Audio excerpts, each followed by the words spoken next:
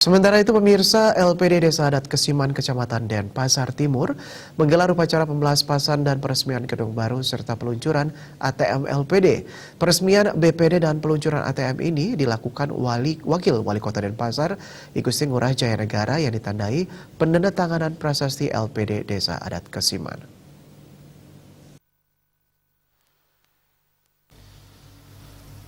Pemucuk LPD Desa Adat Kesiman Wayan Rayun mengatakan dengan keberadaan gedung yang lebih luas serta peluncuran ATM LPD merupakan salah satu upaya LPD Desa Adat Kesiman dalam meningkatkan kualitas pelayanan kepada masyarakat. Selain itu, keberadaan gedung baru ini menjadi bukti nyata peran masyarakat yang turut dalam pengembangan LPD Desa Adat Kesiman. Pembangunan gedung baru tersebut menelan biaya total hingga upacara mencapai 5 miliar rupiah yang sebetulnya bersumber dari LPD. Kolaborasi antara masyarakat, desa adat, dan LPD menjadi komposisi yang sangat penting dalam menjaga kualitas kinerja LPD. Terhitung per Juni 2020, aset LPD Desa Adat Kesiman sudah mencapai 306 miliar rupiah dengan nilai tabungan mencapai 94 miliar rupiah, deposito 161 miliar rupiah, dan kredit yang disalurkan 181 miliar rupiah. Adapun laba yang didapatkan 4,3 miliar rupiah. Wayan Rayun mengakui di tengah pandemi COVID-19 ini pencapaian LPD Desa Adat Kesiman memang mengalami penurunan.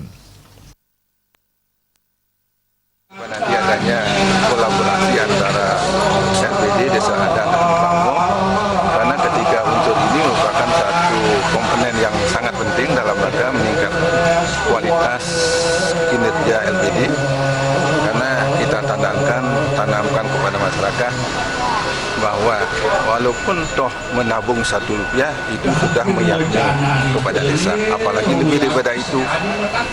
Jadi peran serta masyarakat dalam kaitan dengan tabungan, deposan, pinjaman, bukti real adalah bangunan itu. Dengan adanya tabungan, ada deposito, ada pinjaman, dengan kontribusi itu mendatangkan kinerja yang terkait dengan biaya pembangunan.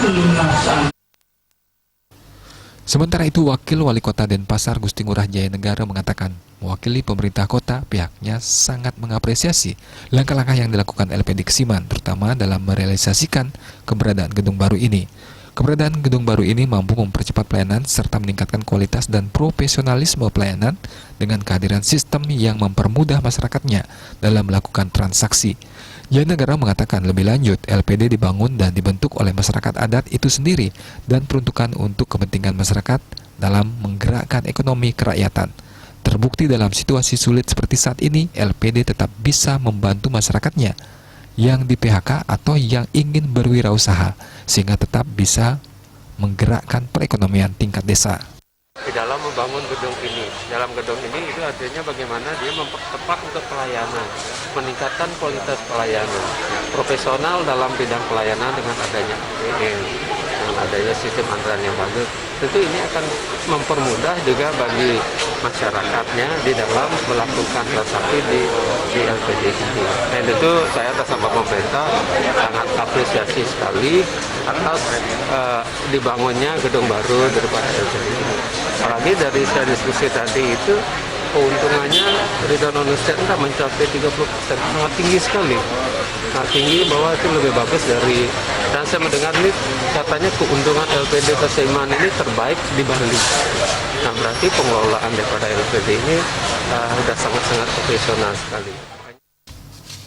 Pemelaspasan dan peresmian gedung baru serta peluncuran ATM LPD Desa Adat Kesiman dihadiri Ketua DPRD Kota Denpasar Gusti Ngurah Gede, Ketua Badan Kerjasama LPD Bali Inyoman Cendikiawan, Penglingsir Puri Agung Kesiman, Camat Denpasar Timur, unsur desa adat dan desa dinas serta undangan lainnya. Tim Liputan.